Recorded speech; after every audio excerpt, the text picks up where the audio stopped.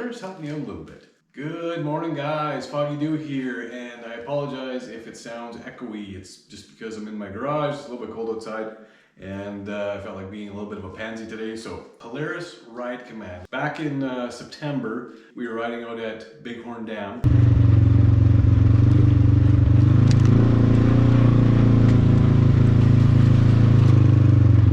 I just went to fire up the machine. And I heard what sounded like just a loud popping sound. I looked at my ride command display and I had absolutely nothing on it. I think my ride command just went on me. My ride command, I think, just went on me.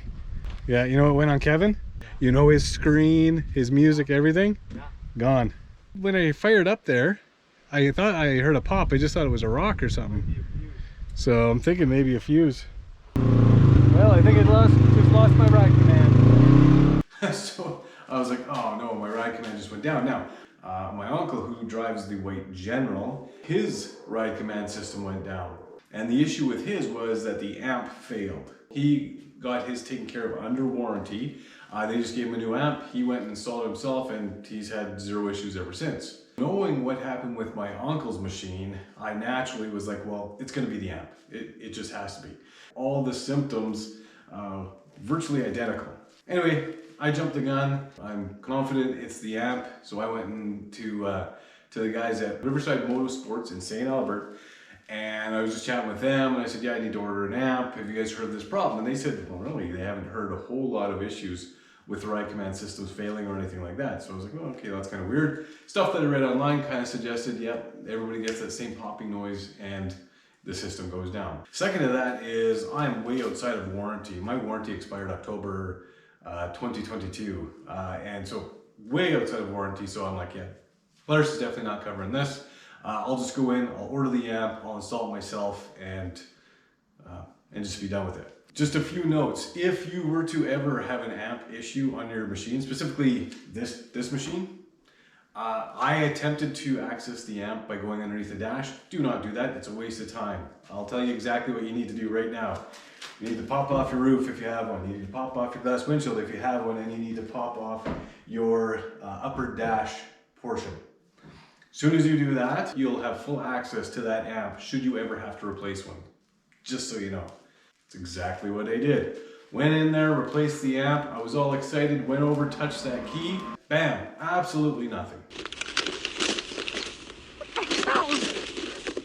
I'm not exactly happy at this point. I believe these were 480 bucks. Well, I just wasted 480 bucks. I mean, I guess at the end of the day, I have a spare. 480 bucks, probably not well spent. I wasn't very happy. Then I kind of got desperate. I was like, well, you know what? I'm gonna have to take this to a dealer to get them to diagnose it. And I'm like, now I'm fairly certain that this is actually going to be the head unit. That's not gonna be cheap, I guarantee it. So I went back to Riverside Motorsports, started to talk to a couple of parts guys, super good guys. They said, reach out to Polaris support, let them know about your issue. They said, be nice about it. And sometimes they will actually do something. He goes, we can't guarantee it, but they will actually do something for you reaching out to them. So that's exactly what I did.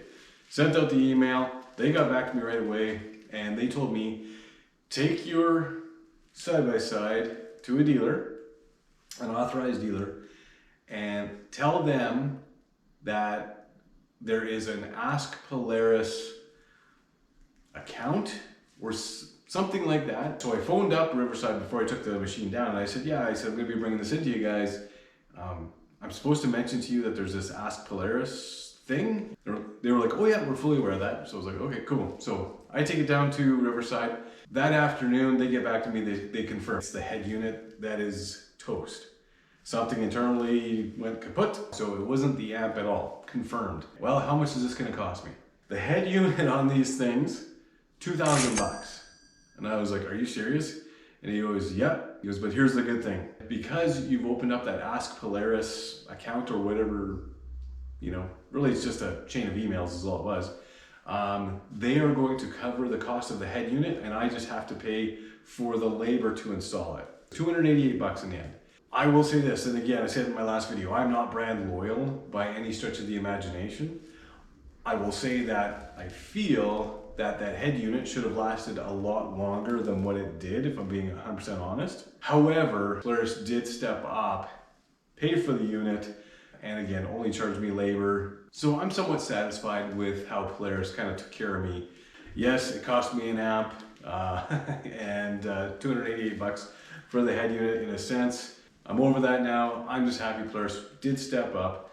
So I'm back up and running. I do absolutely love the Ride Command system. I just finished updating the map system to Western Canada. The Ride Command app and the account that you have on your computer has some pretty cool features. 3D flyovers, which is kind of neat to see the track that you took in kind of a 3D motion. I'll show you that right now. I'm just getting jacked to get out for a ride here before too long. It's driving me nuts that I haven't been out yet. So anyways, guys, as always, thanks for watching. We'll see you on the next one.